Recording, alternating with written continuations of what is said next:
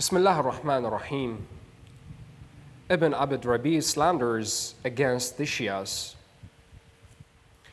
One of your great literary scholars, Shahabuddin Abu Omar Ahmad bin Muhammad bin Abd Rabi Qurtubi Andalusi Maliki, died 48 after Hijri. In his Endul Farid, Volume 1, page 269, has called the Shias the Jews of this Ummah. He says that just as the Jews are enemies of the Christians, the Shias are enemies of Islam.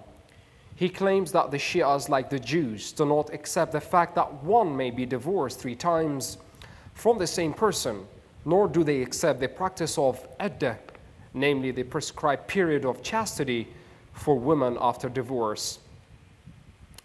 Both the Shias here and the Sunnis who are familiar with their Shia friends will laugh at these claims. You will find in all books on Shia jurisprudence stipulations regarding 3 divorces and iddah after divorce. He also alleges that Shias, like the Jews, are the enemies of Gabriel because Gabriel communicated Allah's commandment, namely wahi, to the Prophet, not to Ali. Laughter among the Shia audience. We Shias believe in the Holy Prophet. We believe that Allah's commandments were revealed to him through Gabriel, whose rank is far higher than that attributed to him by this worthless writer. Slanders by Ibn Hazm. Another of your great ulama is Abu Muhammad Ali bin Ahmad bin Sa'id ibn Hazm Andalusi, who died 456 after Hijri, who has recorded particularly queer notions about the Shias in his famous Kitab al-Fasl fil Milal wa Nihal. For example, he says that the Shias are not Muslims, they are heretics, the followers of Jews and Christians. In Volume 4, page 182, he writes that, according to the Shias, it's lawful to marry 9 women. This report can be disproved easily by consulting Shia books which clearly state that it's unlawful to keep more than 4 wives in permanent marriage at one time. There are many other similar unfounded allegations and filthy things attributed to Shias in this book, which you would be ashamed to hear. Slanders by Ibn Taymiyyah. One of your most irreligious ulama is Ahmad bin Abdul Halim Hanbali, known as Ibn Taymiyyah, who died 728 after Hijri. He had extreme malice toward the Shias, the commander of the faithful Ali, and the descendants of the Prophet. His Minhaj as-Sunnah is filled with his bitter enmity against Ali and the progeny of the Holy Prophet. Anyone who is even slightly acquainted with the facts would be astounded to hear his lies. For example, he writes that there is no larger group of liars than the Shia sect. And it's for this reason that the authors of Shias did not include.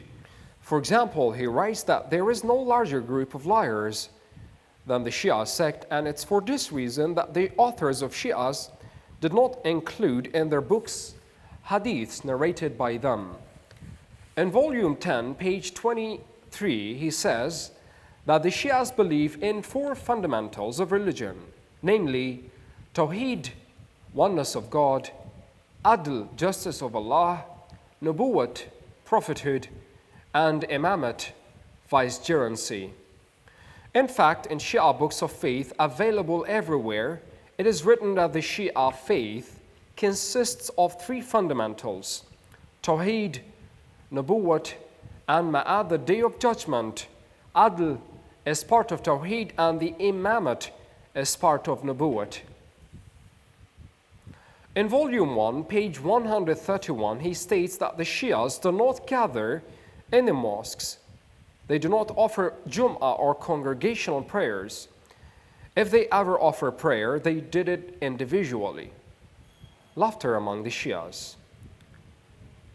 But of course, we place great emphasis on congregational prayers.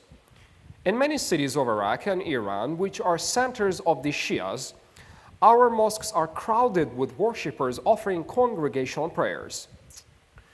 On the same page, he writes that the Shias do not make the pilgrimage to the Kaaba. Their Hajj pilgrimage consists only in visiting the tombs, which they consider superior to the pilgrimage to Mecca. They condemn those who do not go for ziyarat to the tombs. Laughter. Shia books of prayer contain a special chapter for the Hajj prayer, Kitabul Hajj. Shia theologians have written many books prescribing the rituals for the Hajj, wherein special instructions have been given to perform the Hajj rites. Many hadiths from our Imams insist that if a Muslim, Shia or Sunni, has the means and yet fails to perform the Hajj, he is excommunicated from Islam. When he dies, he is told, "Die whatever death you can, be it the death of a Jew, a Christian, or a fire worshipper." Can you believe that in the face of such instructions, Shias would refrain from performing the Hajj? In addition to these misrepresentations, this wicked man has said that a great Shia scholar, Muhammad bin Nu'man Sheikh Mufid, wrote Minsakul Hajj lil Mashahid. The correct title is Manasiku Ziyarat, which is available everywhere and which contains instructions about the visit to the places of ziyarat, including the holy shrines of the most revered Imams. If you consult these books of ziyarat, you will find that a visit to the tombs of the Holy Prophet and the Imams is commendable, not obligatory. The best proof against the allegation of this irreligious man is the practice followed by Shias, who made the pilgrimage by the thousands every year. Now, another false accusation of this liar can be found in volume 1, page 11, where he says that the Shias call their dogs by the name of Abu Bakr and Umar, and allows curse them, Abu Bakr and Umar. Laughter among the Shias. This is ridiculous. According to the Shia belief, the dog is utterly polluted. A Muslim house with a dog is deprived of Allah's blessings. Therefore, Shia Muslims are strictly forbidden to domesticate dogs, except under certain conditions, namely hunting, protecting the house, or herding sheep. One of the many reasons for discord between Yazid and the grandson of the Prophet, Imam Hussein, peace and blessings be upon him, was that Yazid was fond of dogs and domesticated them without good reason. Ibn Taymiyyah also writes that since the Shias are awaiting the reappearance of the last of their Imams, in many places, particularly in the Sardab, underground hole of Samura, where the holy Imam disappeared, they keep ready a horse.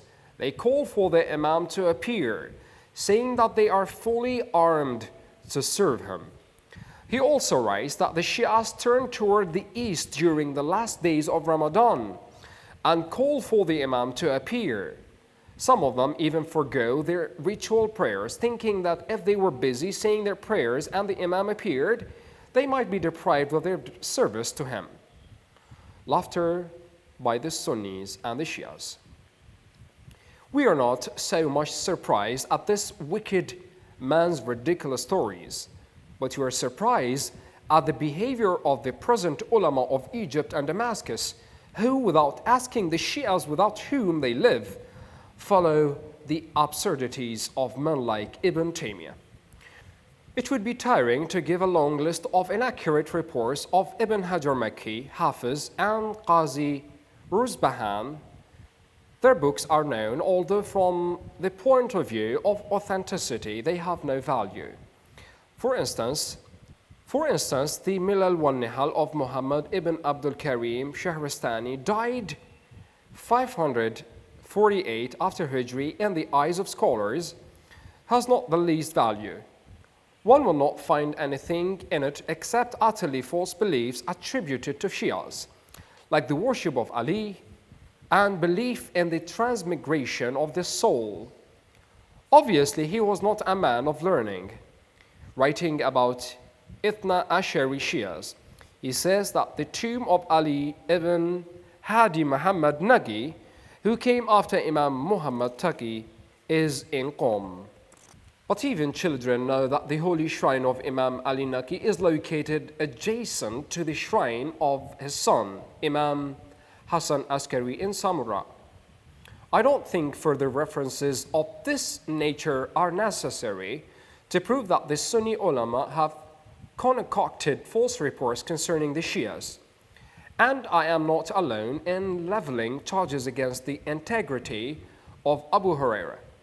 The Sunni ulama have also exposed his bad character in their own books.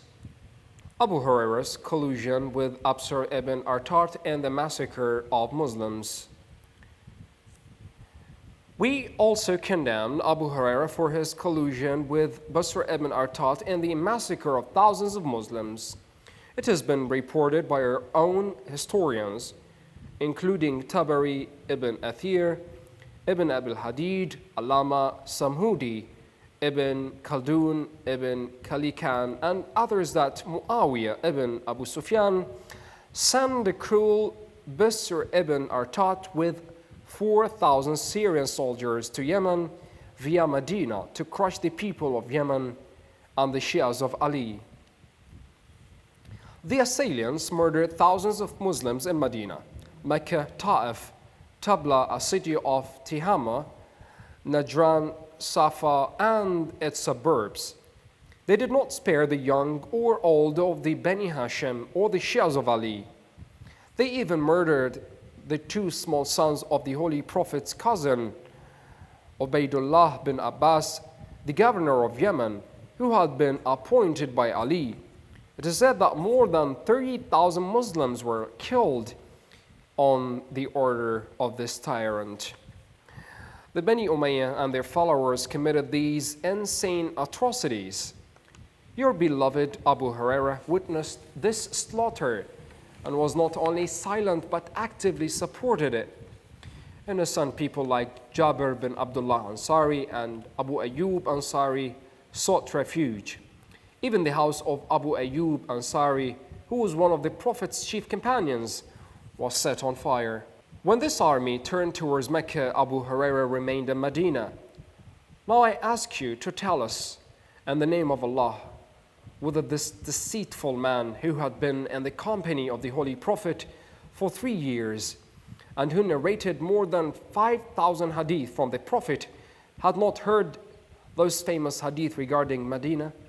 The ulama of both sects like Allama Samhudi in Tariq al-Madina, Ahmad bin Hanbal in Musnad, Sud bin Jawzi in Tadkira, page 163, have quoted from the Holy Prophet who said repeatedly, "He who threatens the people of Medina with oppression will be threatened by Allah and will be cursed by Allah, by His angels, and by humanity. Allah will not accept anything from him. May he be cursed who threatens the people of Medina. If anyone harms the people of Medina, Allah will melt him like lead and fire." So why did Abu Huraira join the army which devastated Medina? Why did he fabricate hadith in opposition to the rightful successor to the Prophet?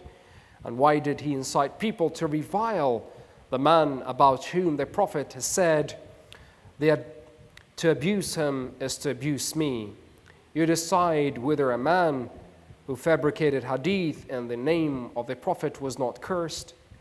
Sheikh, it is unkind of you to call the most reliable companion of the Holy Prophet an irreligious fabricator.